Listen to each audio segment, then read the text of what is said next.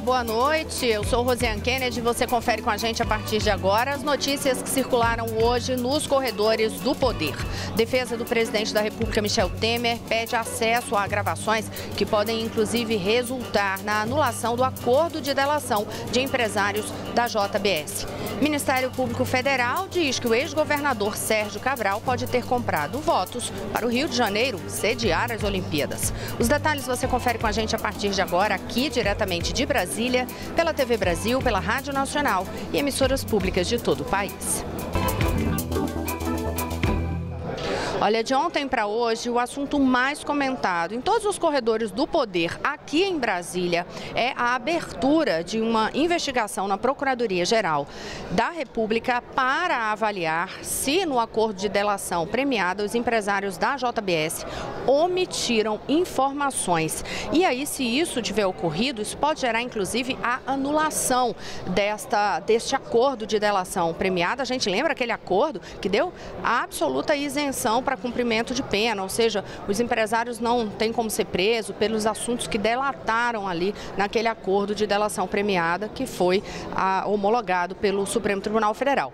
E aí, hoje, áudios foram já revelados sobre o que são essas gravações que fizeram com que agora fosse aberta esta avaliação se houve omissão nesse processo de acordo de delação premiada. Mas quem vai contar pra gente o que é que está sendo revelado aí desses áudios? Editora da Agência Brasil, Carolina Pimentel. Boa noite, Carol.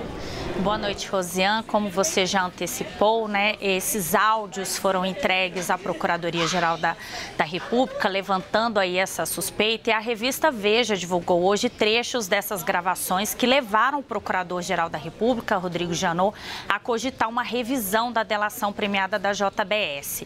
Em um dos áudios divulgados pela revista, os delatores Joesley Batista e Ricardo Saldi estão conversando e dizem que uma pessoa chamada Marcelo, que seria então o ex-procurador Marcelo Miller, que foi preso na investigação envolvendo a JBS, iria ajudar na aproximação com o procurador-geral Rodrigo Janot.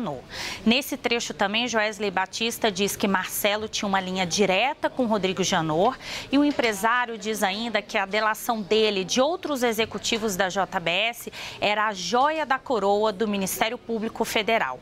Em uma outra parte da gravação, Joesley Batista diz ainda que uma advogada da JBS surtou, ele usa essa expressão surtou, com a possibilidade da delação atingir ministros do Supremo Tribunal Federal. Em nota à imprensa, o ex-procurador Marcelo Miller disse que tem convicção de que não cometeu qualquer crime ou ato de improbidade administrativa.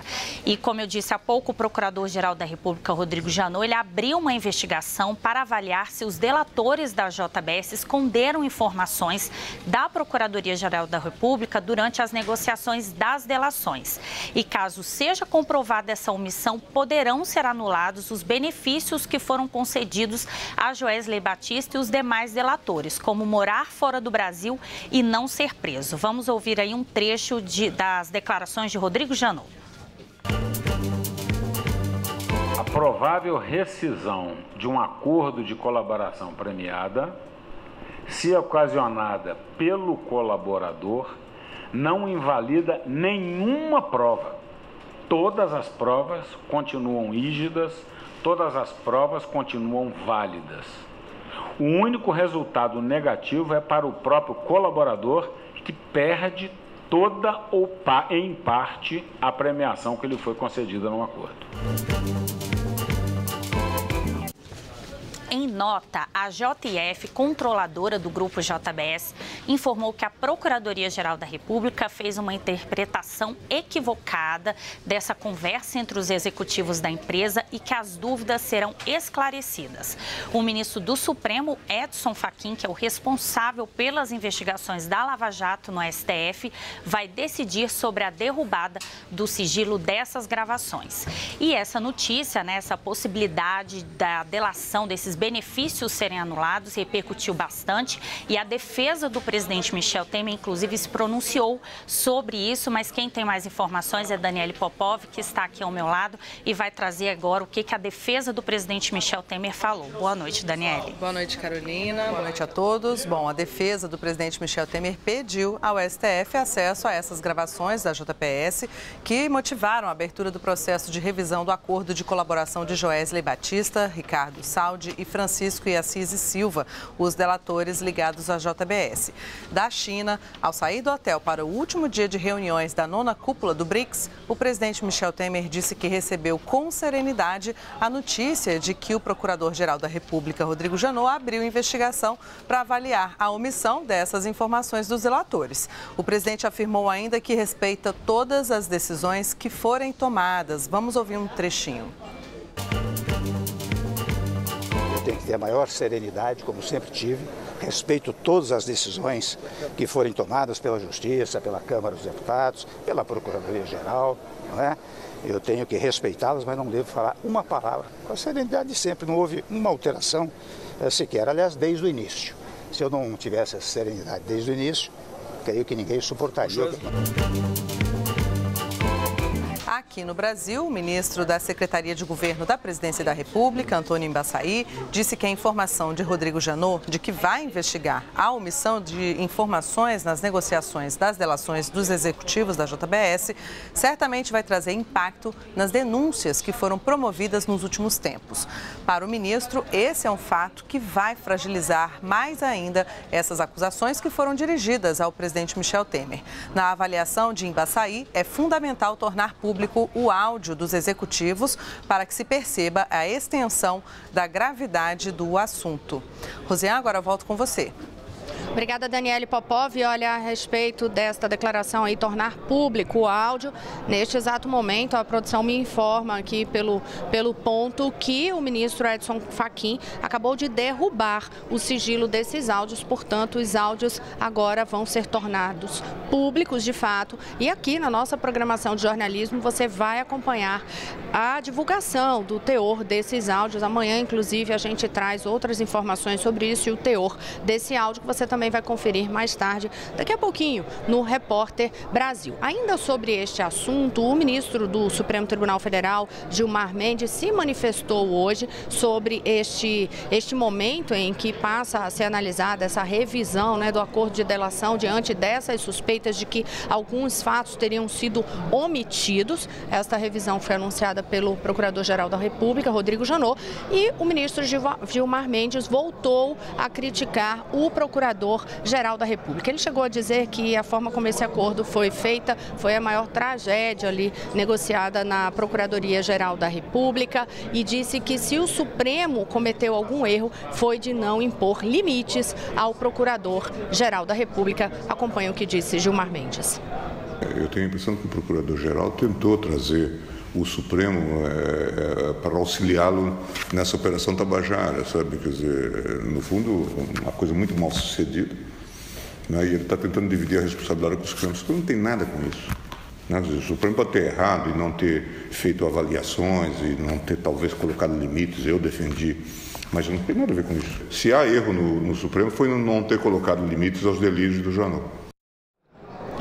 Portanto, Gilmar Mendes disse que era um desastre, uma tragédia e que esse processo em relação ao acordo de delação foi mal conduzido desde o princípio. Aqui no Congresso Nacional, os presidentes da Câmara e do Senado, Rodrigo Maia e Eunício Oliveira, se manifestaram lembrando que Rodrigo Maia está na condição de presidente da República em exercício, mas quem vai contar para a gente o que disseram o deputado e o senador é Mariana Jungmann, que já está aqui ao meu lado. Boa noite, Mariana. Boa noite, Rosiane. Isso mesmo, todo mundo bastante surpreso com o que foi revelado aí por esses áudios que foram vazados, vazamento que, aliás, foi também criticado pelo presidente do Senado, Eunício Oliveira. Ele disse que sempre se posicionou de forma crítica a vazamentos que ocorreram em outras delações, em outras circunstâncias, e que não seria agora, que isso ocorre em relação a um membro do Ministério Público, que ele se posicionaria diferente. Disse que ele é crítico, sim, mas que espera que, caso tudo isso se mostre verdadeiro, então, Eunício Oliveira disse que espera que o Ministério Público não tenha compromisso com o erro e investigue, seja duro. Nesse mesmo sentido, também foi Rodrigo Maia, na condição de presidente da República, que disse que foi tudo muito surpreendente, mas que ele espera, Rosiane, que o Ministério Público seja agora tão duro ao apurar tudo isso, como foi duro em outras circunstâncias envolvendo outras pessoas citadas na Lava Jato. Obrigada, Mariana Jungmann. Agora a gente vai até a redação da TV Brasil no Rio de Janeiro conversar com Maurício de Almeida, porque, Maurício, desta vez a denúncia do Ministério Público Federal é de que o ex-governador Sérgio Cabral teria comprado voto para o Rio sediar as Olimpíadas. Explica pra gente o que foi essa operação hoje. Olá, Rosiane, boa noite. Eu acho que todo dia aqui a gente acaba falando do ex-governador Sérgio Cabral no Corredores do Poder. Dessa vez ele está envolvido nessa denúncia, uma operação que contou até com a ajuda da polícia francesa, já que a suposta compra de votos teria acontecido na França. O ex-governador do Rio teria pedido para o empresário conhecido como Rei Arthur, para fazer essa compra de votos. Segundo a investigação do Ministério Público, Cabral estaria interessado nas grandes obras olímpicas, que, como outras investigações do próprio Ministério Público, comprovaram que essas obras acabaram sendo superfaturadas, tanto que Cabral já está preso e foi condenado a 14 anos e 2 meses. O empresário Rei Arthur tinha contratos bilionários com o governo do estado. Chegou a receber em um ano 2 bilhões de reais com esses contratos. O empresário, então, o que ele fez? Ele fez um depósito na conta do filho do dirigente senegalês Lamine Diack, um depósito de 2 milhões de dólares. Esse depósito aconteceu no fim de setembro, enquanto a votação para escolher o Rio de Janeiro foi no início de outubro. Por isso, surgiu essa suspeita. E esse dirigente senegalês tinha grande influência com outros países africanos, que normalmente seguiam o voto do dirigente senegalês. Com isso, a Polícia Federal conseguiu a decretação da prisão de 2 pessoas envolvidas nesse esquema. O empresário Rei Arthur, que está foragido. Esse empresário, é bom lembrar que ele mora nos Estados Unidos e é considerado foragido e já está na lista da Interpol. Aqui no Brasil, foi presa a sócia do Rei Arthur, Eliane Cavalcante. Ela foi presa hoje, na manhã, na zona sul do Rio de Janeiro. Também foram determinadas 70 buscas e apreensão aqui no Rio de Janeiro, incluindo o Comitê Olímpico Brasileiro e também na casa de Carlos Arthur Nussmann, que é presidente do Comitê Olímpico Brasileiro e foi presidente do Comitê Organizador dos Jogos aqui do Rio de Janeiro. Na casa de Nussmann, a polícia encontrou 480 mil reais em espécie. Esses 480 mil reais estavam guardados em 5 moedas diferentes. A Polícia Federal suspeitou desse dinheiro e apreendeu. E também já tinha um decreto da Justiça de um bloqueio de 1 bilhão de reais nas contas de Carlos Arthur Nussmann e também dos outros 2 empresários envolvidos nesse esquema. A suspeita da Polícia Federal é que esse acordo foi firmado na França um pouco antes da decisão do Comitê Olímpico Internacional do Rio como sede. E Cabral teria comemorado naquela foto que ficou famosa de Sérgio Cabral e outros assessores, secretários, com aqueles guardanapos na cabeça, a chamada farra dos guardanapos. O jantar teria sido uma comemoração do acordo firmado para que o Rio de Janeiro se transformasse em sede dos Jogos Olímpicos. Vamos continuar falando de operações da Polícia Federal, mas agora em Brasília, com Jéssica Gonçalves, que está nos estúdios da Rádio Nacional. Boa noite, Jéssica. Oi, Maurício, muito boa noite. Pois é, a Polícia Federal encontrou hoje, durante a operação, várias caixas e malas com dinheiro em um imóvel na rua Barão de Loreto, no bairro da Graça, em Salvador. O local seria supostamente utilizado pelo ex-ministro Gedel Vieira Lima como bunker para armazenagem de dinheiro em espécie. De acordo com a PF, os valores apreendidos serão levados a um banco, onde vão ser contabilizados e depositados em conta judicial. O apartamento seria de Silvio Silveira, que teria cedido o imóvel ao ex-ministro para que ele guardasse pertences do pai, que morreu em janeiro do ano passado. A polícia chegou até o local por meio de uma denúncia anônima, chamada de Tesouro Perdido. A operação desta terça-feira é um desdobramento das últimas fases da Operação Cui Bono, que investiga esquema de fraude na liberação de créditos da Caixa Econômica Federal no período entre 2011 e 2013. De acordo com a Justiça, o imóvel em Salvador possui elementos que comprovam a prática de crimes relacionados à manipulação de créditos na Caixa. Atualmente, Gedel Vieira Lima cumpre prisão domiciliar. Nossa reportagem entrou em contato com a defesa dele e aguarda um posicionamento. Agora nós vamos até a redação da TV Brasil conversar com a Carolina Pimentel, porque ela traz informações que envolvem a Odebrecht, né, Carol? Boa noite. Boa noite, Jéssica. É isso mesmo. O ex-presidente do Grupo Odebrecht, Marcelo Odebrecht, ele reafirmou que a planilha intitulada Italiano, que foi encontrada pela Polícia Federal no setor de operações estruturadas da construtora, é referente a pagamentos não contabilizados ao Partido dos Trabalhadores, o PT, por meio do ex-ministro Antônio Palocci. Ele também voltou a afirmar que o codinome Amigo se refere ao ex-presidente Luiz Inácio Lula da Silva. Marcelo Odebrecht foi interrogado ontem, fez essas declarações durante uma audiência da ação penal que trata da compra de um terreno para a construção do Instituto Lula e de um apartamento vizinho ao imóvel onde o ex-presidente mora, em São Bernardo do Campo. Marcelo Odebrecht, o ex-presidente Lula e o ex-ministro Antônio Palocci são réus nesse processo, junto com mais 4 pessoas.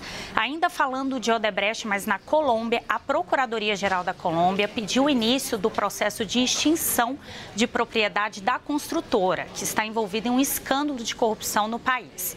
A Procuradoria pediu ainda a adoção de medidas cautelares para assegurar alguns bens da construtora para ficarem à disposição da Justiça. E agora a gente faz um pequeno intervalo e volta já com mais notícias nos corredores do poder. Daqui a pouco eu volto já.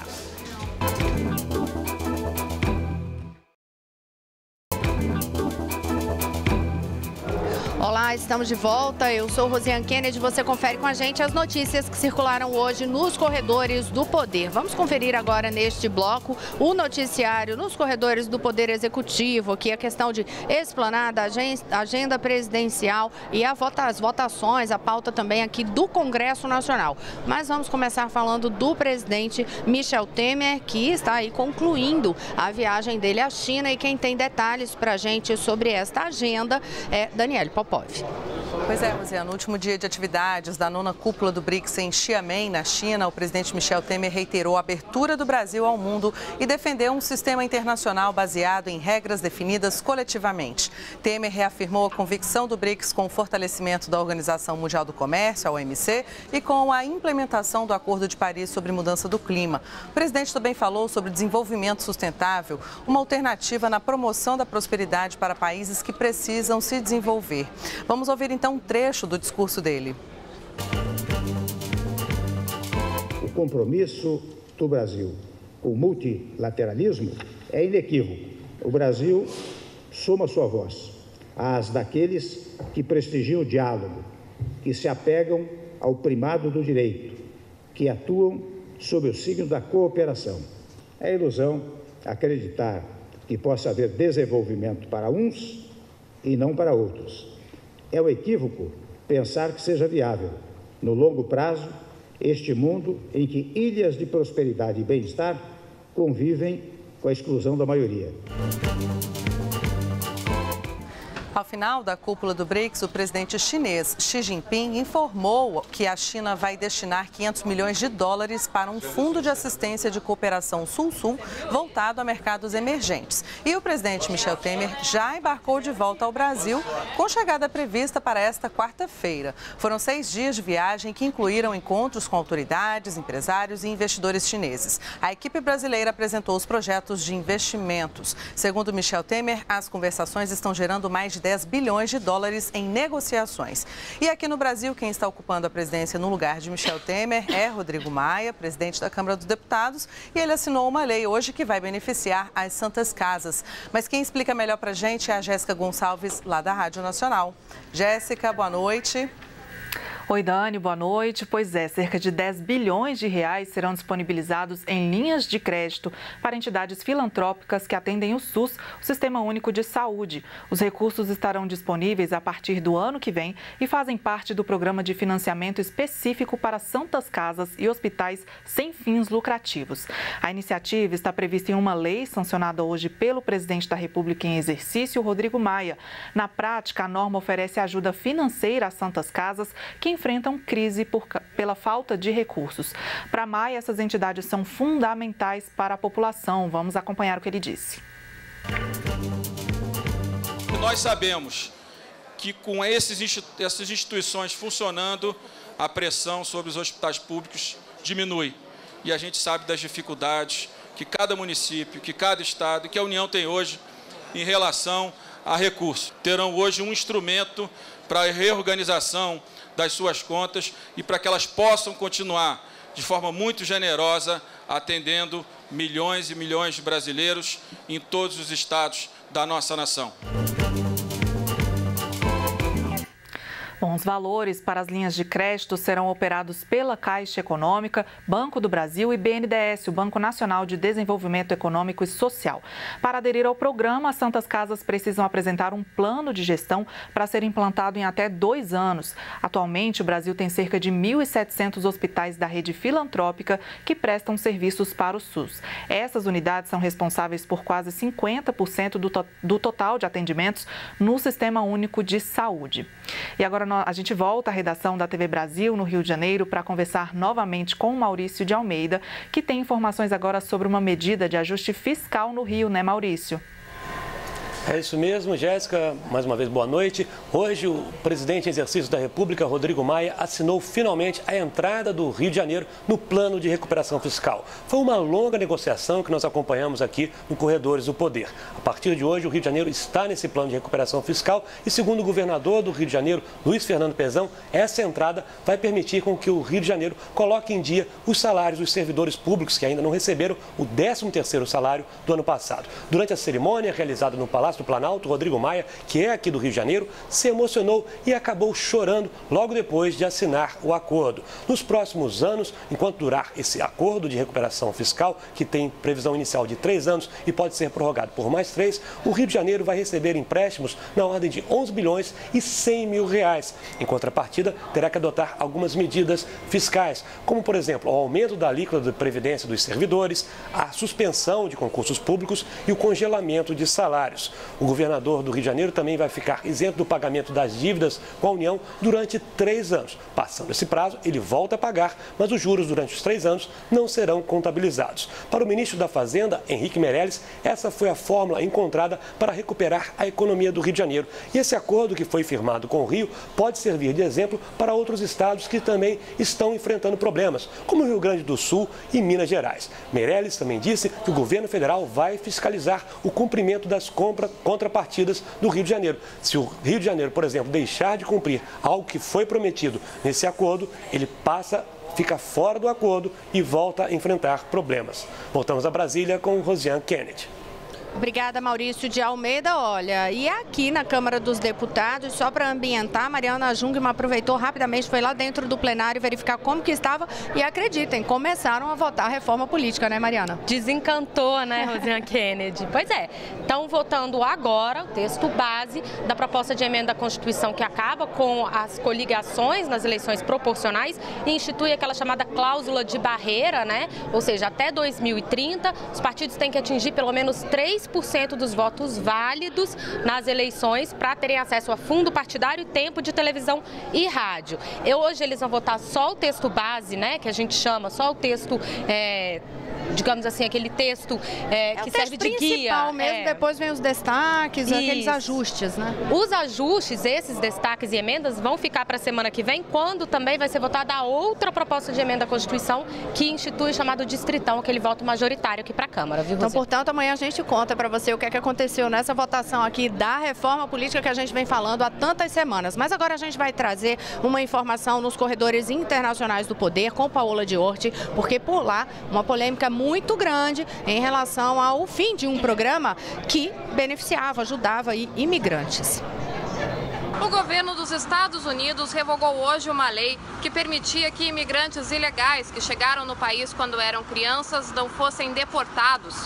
A Casa Branca afirma que a lei era inconstitucional. O secretário de Justiça, Jeff Sessions, afirmou que a revogação não terá efeito até março do ano que vem para os que já fazem parte do programa chamado DACA. A ideia é dar 6 meses de prazo para que o Congresso refaça a atual legislação criada em 2012 durante o governo Obama.